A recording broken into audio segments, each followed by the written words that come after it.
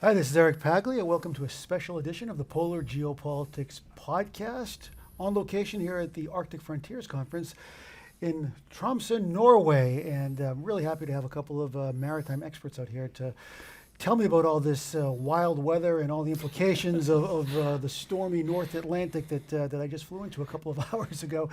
So thank you both for joining us here on this edition of the Polar Geopolitics podcast. We're going to be talking about safeguarding Arctic environments, mostly about the maritime Arctic environment. And joining me to discuss this, we have Ben Strong, chair of the Search and Rescue Expert Group of the Emergency Prevention, Preparedness and Response Working Group of the Arctic Council, and Ingvild Liland, senior advisor in the Norwegian Coastal Administration. Thank you both for joining us here on this edition of Polar Geopolitics, and we thank very much to the organizers of the conference for setting up this fabulous little studio here at the conference to get some video and some discussions with some of the experts that have joined the conference this year in 2024. So Ingvild, perhaps we can start with you. Now that the Arctic Council has resumed activities after this pause following the invasion of Ukraine by Russia, what is the current status of the EPPR working group and the Marine Environmental Response Expert Group that you're part of? Well, first I must say that reaching consensus on the way forward on the EPPR working group was huge for us, because it means that we can actually advance our projects again after being on pause for quite a while. So we have projects being finalized, we have new project suggestions coming up, and we have been able to resume some activities that's been on pause for a while. So, for instance, in the expert group that I am chair of, the Marine Environmental Response Expert Group, we are now finally able to again exercise our oil spill agreement, the MASPA, which is very important, one of our main tasks. And also we have resumed some of our research and development projects, such as scientific projects on the new generation of low sulfur fuel oils, which is very important, and a project that's looking into new challenges with these new fuel types, because when you change the sulfur content, you obviously change the chemistry of the oil, and if we have a release in the Arctic, the behavior of the oil is changing quite drastically, actually. So from my view, when we respond to those oil spills, we might have to use different equipment and so on. So very, very excited to be back in business in the working groups. So this change to low sulfur oil is a positive thing, but it creates new challenges just maybe in some interim period until you get the right equipment to be able to contain an eventual spill? Yeah, I mean, obviously lowering the sulfur content is good for air emissions, but what's happening now is that when the industry is lowering the sulfur content, they are mixing different oils to meet that new IMO requirement. They call it sulfur cap, which is less than 0.5% sulfur. So then they mix different oils to get to that level, and then the chemistry of the oil changes dramatically. So in some cases, we see that the oil acts similar like the traditional oils we have in the Arctic, but in other oils, they change. So basically, instead of flowing into our equipment, they start to solidify at the surface because of the pour point, which is part of the chemistry. It's higher, and when it's released at sea, it starts solidifying, and then if you have lumps of oil traveling around, that acts very differently than liquid flowing into equipment. So yeah, it's new, and it's definitely a challenge and a transition for us. Maybe we need some new equipment to handle those spills. So we'll see. It's great to talk to some experts here to really get some of the technical details, but also maybe some of the big picture, more policy-oriented aspects of this. So now that the pause, I guess, is over, does that mean we're sort of out of the woods? I mean, or was it actually, this agreement was in effect all along during the pause? So if there was a disaster, we would have been cooperating anyway. Well, actually, this oil spill agreement that I'm referring to is legally binding between all Arctic states. So it's been enforced the entire time. So if we had an oil spill, we could still call out to our Arctic states and ask for assistance. I don't know if you want to maybe mention the... Yeah, I'll echo the aeronautical maritime search and rescue agreement for the Arctic is similar. It's owned is maybe not the right word, but it's an agreement amongst the 8 Arctic states. So it's not owned by the Arctic Council or by our working group. Instead, it's owned by the states. The responsibility of, I think the word they use is maintaining it and facilitating the agreement, ensuring that it's implemented properly, that falls to EPPR, to the Arctic Council Working Group. And that has been, fully in effect throughout COVID since they were implemented. Or since they've been signed, it's been implemented and maintained. And if anything happens, the agreements carry on. The advantage to the working group that we have with EPPR is that we've built solid relationships with our subject matter expert partners throughout the Arctic. So we're able to, if we have to, pick up the phone and call, for my example, and I'll use Ocean Explorer, which was the cruise ship that grounded in Greenland in September of 2023. I was able to reach out to my partners in the Kingdom of Denmark and have an almost instant dialogue from a search and rescue standpoint. Do you need assistance? Do you need us? Do we have to activate the search and rescue agreement? And that hasn't stopped. So I think that speaks to the benefit of the networking that we have within the Arctic Council and our working group, and to the benefit now that we've resumed activities, at least now by correspondence, and hopefully that will change to either online or something else under the Norwegian chairship. Well, as the head of the U.S. delegation to EPPR, perhaps you can tell us a bit how these mechanisms work. Like when this cruise ship went aground in Greenland, as one example, have there been other similar incidents or any bigger incidents that we've had to really activate some of these treaties? So that's the Ocean Explorer grounding in September of 23 is the first instance. It's the closest we've ever come to activating the Arctic Search and Rescue Agreement. And, I hate to say I'm kind of a policy nerd. I'm a little bit of a policy nerd, so I've read the agreement. We go over the agreement. We are constantly discussing the agreement. As the Arctic Council is policy-oriented versus operations-oriented. Most of us come from an operations background, so I think that gives us an advantage in what we're doing on the policy side. I don't want to sound arrogant. It was rather intuitive to know, all right, this happened in Greenland. That's the Kingdom of Denmark. I was fortunate that I was in Reykjavik for a different search and rescue meeting that was going on, and some of the key players from Iceland were in the room, and we had representatives from the cruise industry with us as well. So, if something bad was going to happen, that was arguably the best time, and we literally sat at the table and made some phone calls and worked things out right there. But again, it's built on those personal relationships that we've built up through the years working together in EPPR. Okay, so it is like a person-to-person thing then. So you have this legal treaty between these 8 countries, but actually when it comes down to it, it's people picking up the phone and making these calls. When the rubber hits the road, it's a personal relationship that me or somebody who assumes my position one day has with our colleagues in Norway and around the Arctic from the 8 Arctic states. What kind of training do you do? Like tabletop exercises, or we do tabletop exercises for the search and rescue agreement. We do live exercises. At the Reykjavik Ministerial, there was a ministerial meetings are every 2 years for the Arctic Council. It's when chairship is handed over from one state to the next. There was a statement of cooperation that was submitted and enacted between the Arctic Council and the Arctic Coast Guard Forum, which is a little more operational side of Arctic search and rescue. Think of more operationally focused. We're more policy focused in Arctic Council. But from a search and rescue standpoint, the agreement is exercised, both tabletop and live ex. And I'll let you speak to the MASPA. Yeah, and also I just wanted to mention that we also do joint exercises. We think about scenarios where we touch upon first search and rescue, and then that transitions until the oil spill response after saving the people. And then there is a group working on health in EPPR.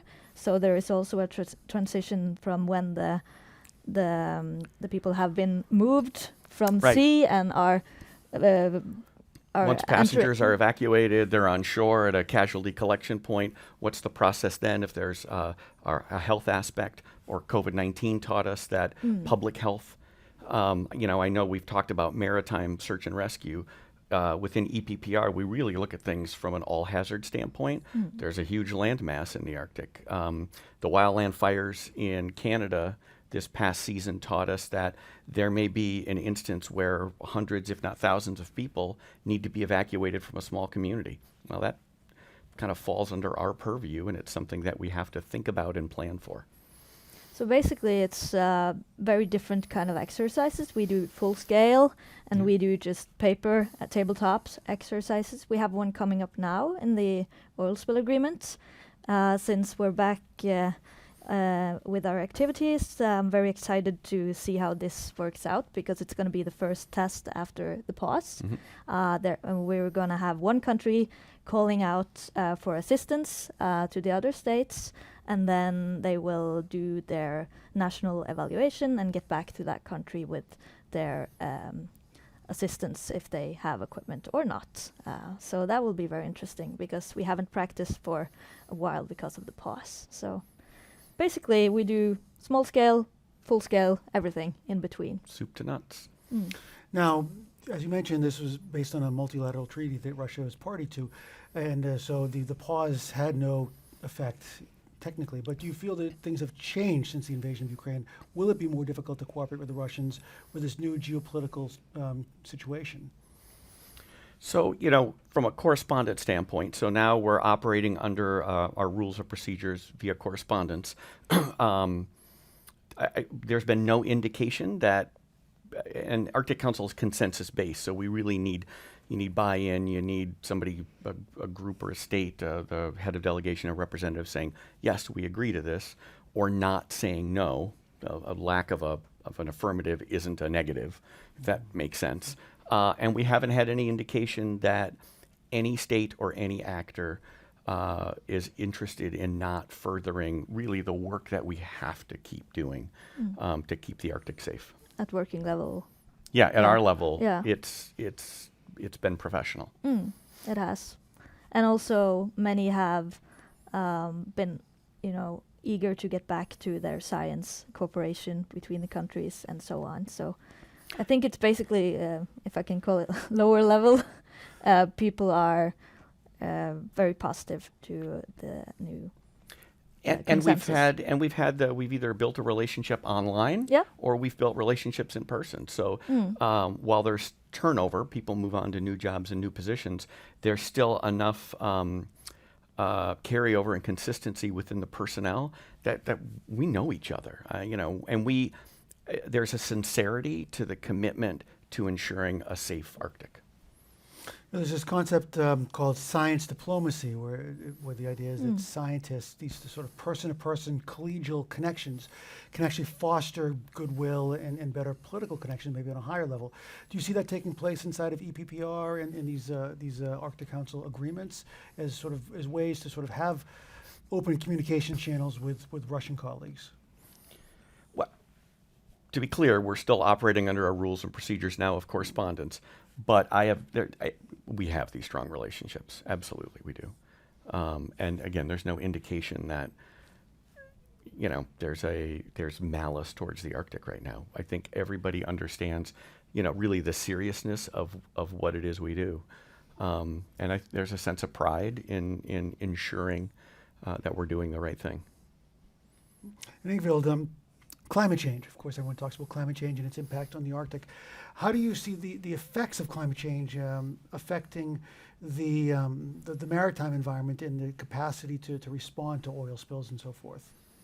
Well, that's a big question, but at least we know that the Arctic is warming faster than the average globe, 3 to 4 times faster. The sea ice is shrinking, opening more Arctic waters for human activity, right? And especially maritime traffic, such as cruise vessels, shipping industry, and so on. And from a prevention and response standpoint, we have to acknowledge that we are more limited in the Arctic. So this increase of activity is a challenge that we need to face together, because we have challenges related to the infrastructure, the extreme weather conditions, remote areas, communication network, environmental sensitive areas, and so on. So we definitely need to keep cooperating with the Arctic countries, and also those new resources traveling in the waters, the other countries, because this is now a global issue. So yeah, I think maritime traffic is a big one for us, probably you as well. And it's important to remember the amount of work we do with the 8 Arctic states and our partners, recognizing the challenges that we face. But the Arctic Council also includes the permanent participants. These are the people that have historically lived in the Arctic for millennia, and the impact that any of these emergencies could have on the permanent participants who have a full seat at the table with us and collaborate, just like our industry partners or our other, my other colleagues throughout the Arctic. We've recognized we need their input as well from traditional knowledge. They're arguably the first responders from a national, looking at things through a U.S. perspective. We're down here, and if it's a small community in Alaska or off the North Slope, or they're the first responders. So we work collaboratively with them, have the similar relationships that we have with our state, Arctic state colleagues, and really recognize the challenges. Is that done on an Arctic Council level, or is that done on a national level? So it's so representing the Arctic Council, that's at the Arctic Council at the ministerial level, all the way down to our working group, and then down to the expert group level. So if I need to contact a permanent participant representative in Alaska or with Gwich'in Council, I have they're on speed dial. I can reach out and literally touch that person, and then they can do the same. Hey, Ben, there's an issue. We think we might need help. Now, there are policies and procedures, both domestically and internationally, but it's still good to know that I can either get or make a phone call and have instant connection to that person that I've built a relationship with. And it's important. I don't want to say it's easy to forget our permanent participant partners, so I won't say it's easy to forget them. It's important to remember their inclusion. Ingvild mentioned remote communities, and that's something you're particularly interested in, remote and isolated communities in the Arctic, and I guess there's any number of them. I mean, that's when you think of the Arctic, you think of remote, isolated communities. What particular, not that here in Tromsø, we are in quite high latitude, but not exactly a remote community. But how do you handle these vast distances and these lack of resources and infrastructure when planning for an eventual emergency? The first thing is recognizing that I'm not a First Nations person. I'm not Inuit. I don't live there, and I haven't lived there. So it's recognizing the contributions that small communities make, recognizing that they are our peers, and then it is building relationships with them and having this collaborative dialogue to, what is it that you need? Now, I do have experience as a first responder, through my own background. And one of the challenges that, through my experience here is that oftentimes somebody may be an emergency first responder, but then they're also, maybe they're in their National Guard or their military reserves. And if there's an emergency and you need both, what's just happened? You can only fulfill one role. So many of the challenges are just, do you have enough resources, people, communications? Do you have, search and rescue equipment? Do you have boats and helicopters?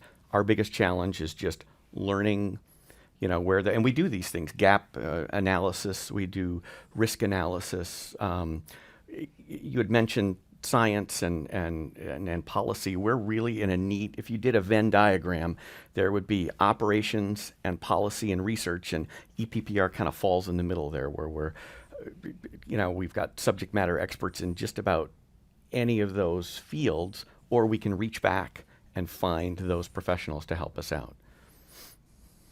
mean, you mentioned resources as well. Now, I mean, how do you keep up? How do you keep up with these climate changes and all the other environmental changes taking place in the Arctic and the need for resources? I'm sure it's quite vast, and the United States kind of famously has this idea of this icebreaker gap, that it's taking so long for the United States to modernize its polar security cutters. I mean, how does that gap be overcome? United States, maybe in the Arctic Council in general. So from a search and rescue standpoint, one of the ways that we leverage the challenge in having enough resources is by using vessels of opportunity. So the United States Coast Guard has a program that I manage, which is an international search and rescue program that uses commercial ships to go rescue people where we don't have traditional search and rescue resources. So using Ocean Explorer as an example, there were other commercial or vessels of opportunity in the area that could have been called upon to help out Ocean Explorer in the event they had to evacuate the ship. So, and we work closely with the Association of Expedition Cruise Operators, our industry partners, to ensure that we've got as robust a blanket, of search and rescue security that we can have. It'll always be a challenge, but I think that we're doing everything we can to meet that challenge, recognizing we can always do better. But I do believe that we're putting every ounce of effort we have into managing things now. Now, it's been about over 10 years now since the oil spill agreement and the search and rescue agreement came into effect. How would you assess the relative success, even though it hasn't really been pushed to the limit? You really haven't had many, maybe just that one incident to really test out these structures and networks that have been put in place. How would you assess the success so far? I'll start with the SAR agreement. Go ahead. Okay. It's in exercising. If you get into the language of the agreement, it says the parties shall meet. It's very clear language in the search and rescue agreement. EPPR has been that vehicle to fulfill that obligation in the search and rescue agreement. And in the search and rescue expert group, we sit down for 8 hours. We get country updates. What's happened in your country? Not too recently, Russian Federation had a cruise ship sink because of, or not a cruise ship, a fishing vessel, Onega, that sank because of ice accumulation on deck. That was briefed out by this is prior to COVID, we were in person, that was briefed out by our Russian partners. What can we learn from that? We've developed a database, a lessons learned arena, where we can store and share after action reports from incidents and exercises so that we can continue to learn and synthesize on, this is a particular challenge, or this particular piece of equipment works well, or this is an area that we need to exercise again. Quality improvement and diplomacy, and it is slow business, right? When there's an emergency, you don't need hours, you don't need weeks, months, and years for a response. You need seconds and minutes. From a relationship standpoint, we're pretty reflexive. We can move pretty quickly, but we also recognize that there's work to do in the back end. So to your original question, how has the agreement, how has it been? I think it's lived up to its expectations, and we've taken it seriously that we need to continue to review and improve. Yeah, I guess I can just jump in there as well. For the oil spill agreement, I think it's an achievement that it's been there since 2013, and we are able to update it on a regular basis, exercise, find improvements all the time. So it's a living document, right? So that's important because we haven't had that real incident yet where luckily we haven't. So we basically just have our exercises to judge how successful it is. But we do find, as you mentioned, lessons learned from each exercise, and we use them to update the next version. And it's been concrete lessons learned, like just how to reach out to each country, formats and so on, making that easier, making it more ABC, this is what you do. But it's also been knowledge about what kind of equipment can we expect to get from the different countries. So we'll see when we get that final test, but hopefully. Well, right, and luck and hope, not a strategy. Yeah. But we've been lucky thus far that we haven't had the major incident. And I'm sure when it happens, and it's inevitable, eventually something catastrophic will occur in the Arctic. We'll learn from it. And if we have to go back to the table to enhance or improve the agreements, then that's what we'll do. And at least we have them. And we have them. There is a system ready. Right. So Thank goodness. Yeah, right. We're proactive. And again, I know that hope and luck are not a strategy, but thankfully we haven't had that incident yet. So what is that incident? I mean, what is the incident that would really keep you up at night? You seem very confident professionals here, but if there was one kind of incident, what would it be that would really create a real challenge to this system you've built up? I'm thinking like cruise vessel incidents way up north. Yeah, you know what? I'll be a bit of a contrarian, and my concern is what's going to overwhelm I would go back to small communities. What's going to overwhelm my colleagues up on the North Slope or in the Northwest Passage of Canada, or these are the most pristine. These are areas that there's food implications. Even a small incident is a disaster, depending on what type of resources are there to respond. So I don't want to say everything keeps me up at night or nothing keeps me up at night. I'm not arrogant, nor am I living in fear. Every incident is different. So let's touch wood that nothing happens and continue to prepare.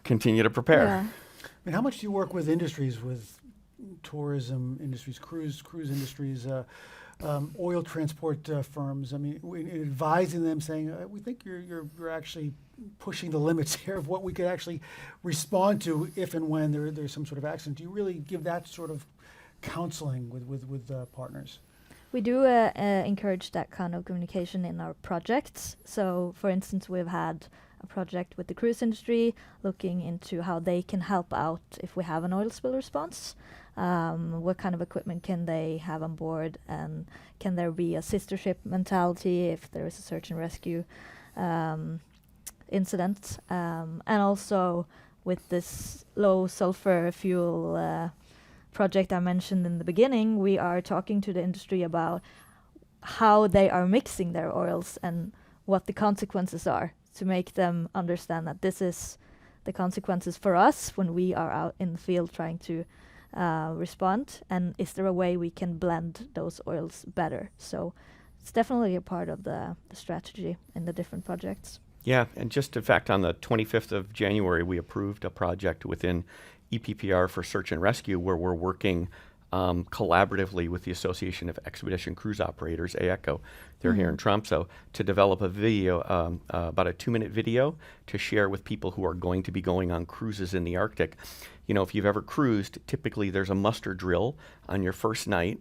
I've been on cruise ships from a exercise standpoint, and I found that my experience on the cruise ship was that muster drill is very celebratory, and you're not necessarily paying attention to the expedition leaders and the crews who are saying, this is how you don your life jacket or your immersion suit. And our SAR expert group colleagues, we said, if you got that video a couple of days before you went on the cruise ship and then had that reinforced throughout your journey, that builds a little bit of muscle memory and helps to improve your chances of survival if you do have to evacuate. We had to get buy-in from the cruise industry on that, and they 100%. I mean, I could not ask for a better relationship than the one that we have with the Association of Expedition Cruise Operators. They come to our exercises. Often they host exercises.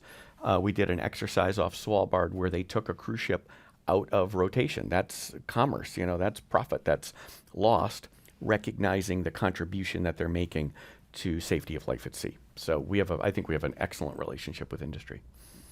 I mean, as the Arctic becomes increasingly internationalized, do you work at all with some of the Arctic Council observer states in preparing for eventual emergencies that might involve citizens of South Korea or China or Italy and so forth? In fact, we just had a discussion today with our chair here from Norway, and the contribution. So we have Arctic Council has observers, and the observers are encouraged at our level, at the working group level, to share their best practices. This may sound overly optimistic, I believe that most of the challenges in the world have been solved, and we just haven't met the person that has the answer. If that person is an observer from Singapore, if they're from India, if they're from another observer state, whatever their affiliation as an observer, we're interested in learning about it. And we found that our observers are as energized and enthusiastic as we are from the Arctic states. It's a good relationship.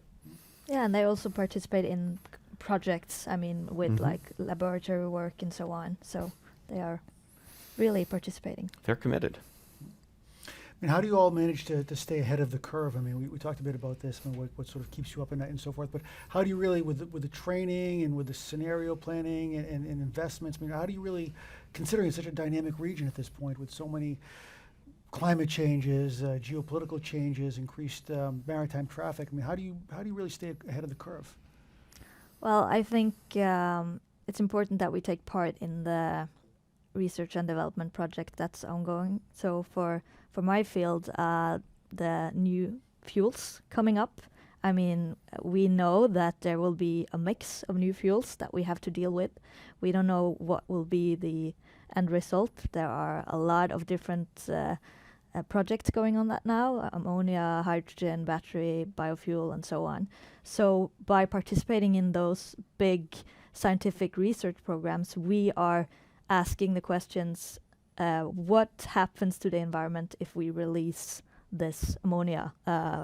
What happens to the personnel on the field trying to deal with the equipment? So we try to participate already now when they're developing these systems, because we have experienced that quite often there is regulations and there is a wish to just get it on the ship, and then they don't ask a lot of questions about how to deal with it in the end. So I think that's the way we can try it and at least be next to the curve and maybe not ahead of. Right. Yeah. Yeah, and with search and rescue, it's a lot of, you have to have kind of a macabre imagination. Let's try to exercise this. I'll give you an example. One of the projects that we just completed that we're going to be submitting for approval and consensus amongst the Arctic states from a search and rescue standpoint was the IMO Polar Code has a requirement for time of survivability. So if you end up in a life raft or a lifeboat in the Arctic, you have to survive for a certain number of days.